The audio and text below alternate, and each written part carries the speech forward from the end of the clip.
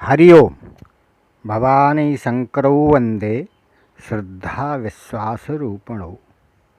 याभ्यां विना न पश्यन्ति श्रद्धा शान्तास्तमीश्वरम्। श्रद्धावान लभते ज्ञानम तत्पराशयतेन्द्रिया। श्रद्धा, अटूट श्रद्धा, विश्वास। हम में से अधिकांश श्रद्धालु संकालु होते हैं। संकालु साधक देवताओं से मिन्नतें पूरी कराने के लिए साधना तो करते हैं, किंतु अपने अंतःकरण में इष्ट और साधना के प्रति श्रद्धा और विश्वास उत्पन्न नहीं कर पाते। परिणाम स्वरूप उनकी साधना कोरा कर्म कांड बनकर जाती है। मनुष्य के पास श्रद्धा की ऐसी शक्ति विद्यमान है कि वो भौतिक जगत में बहुत सारे हेर फेर कर सकती, किंतु वह उसका सही उपयोग करना नहीं जानता है। श्रद्धा के आधार पर ही ब्राह्मण वरदान और श्राप देने में समर्थ होते।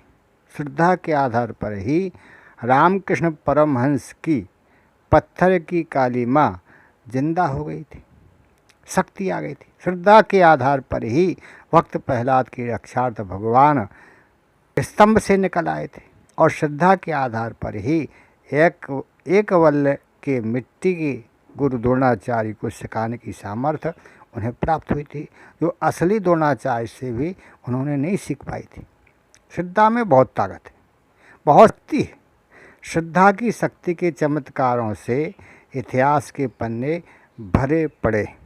श्रद्धा एक ऐसा तत्व है जिसका उपयोग अच्छे और बुरे दोनों तरीके से किया जा सकता है। अच्छा उपयोग किया है और बुरा उपयोग किया है, ये आपको इस कहानी से पता चल जाएगा। कहानी सुनिए। एक बार की बात है कि एक गांव में कुछ दोस्त मिलकर के एक भूते बंगले पर चर्चा कर रहे थे। उनका कहना था कि आजकल कोई भी उस भूत बंगले से जिंदा वापस नहीं आया। उन्हीं दोनों उनका एक शहरी दोस्त बहादुर शहर से गांव आया हुआ था। उस समय वह भी वहां पहुंच गया। जब उसने ऐसा सुना तो भूत बंगले के भूतों से आज तक कोई जिंदा नहीं बचा, तो उसे बहुत हंसी आई। उसने कहा कि ये सब बकवास है, भूत प्रेत नहीं होते, भूत होते नहीं, भूत है ही नहीं। तो उसके मित्र कहने लगे कि ठीक है, हम तेरी बात मान लेंगे, यदि तुम आज रात के 12 बजे उस भूत बंगले में एक कील ठोक कर आ जा। उसने कहा ठीक है। अब समय आया 12 बजे का।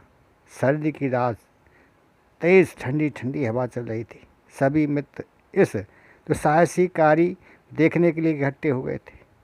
इन दोस्तों के अलावा पूरा गांव सो रहा था।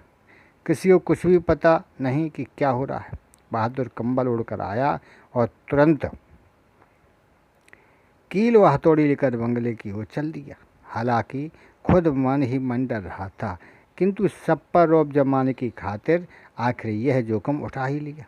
कुछ दोस्तों ने मना किया कि यार मत जा, सच में कोई भूत चुड़ैल हुई तो वहीं तुझे पकड़ लेगी। तो बहादुर बोला, आज तुम सब लोगों के मन में ये भूत का जो भ्रम है उसे मिटा करके ही रहूँगा। और तेजी से भूत बंगले की ओर चल दिया। हवाएं साए साए कर रही थीं। सारे जंगली जानवर सो चुके थे।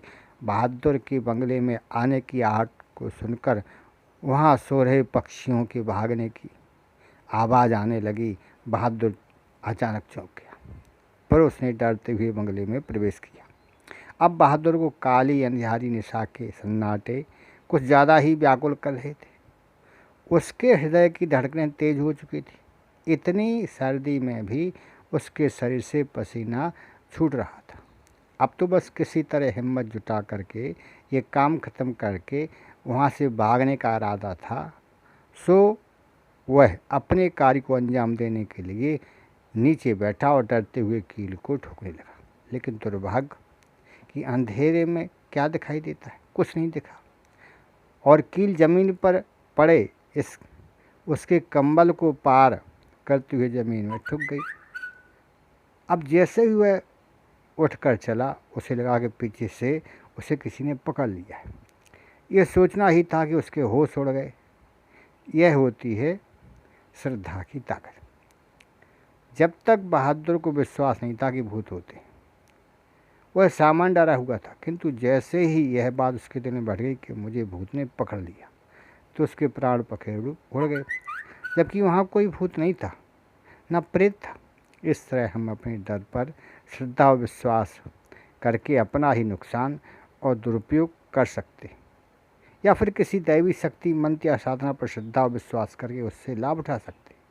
आप चाहें कोई भी साधना करें, आपका इष्ट चाहे कोई भी हो, लेकिन अगर आपने श्रद्धा से विहीन साधना की तो आपको कोई परिणाम नहीं मिल सकता।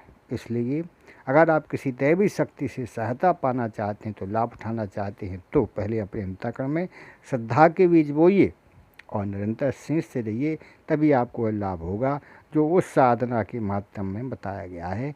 जैसा हमारे शास्त्रों में बताया गया है कि श्रद्धावान लभते ज्ञानम तत्परा संयतेन्द्रिया। हरि।